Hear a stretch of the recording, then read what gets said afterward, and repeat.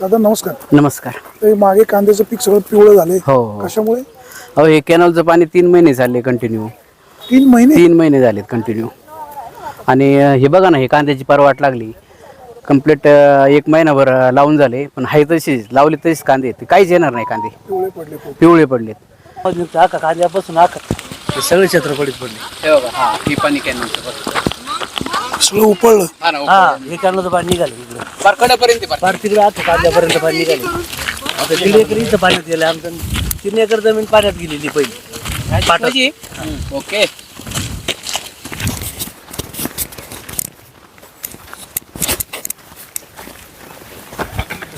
पकडा.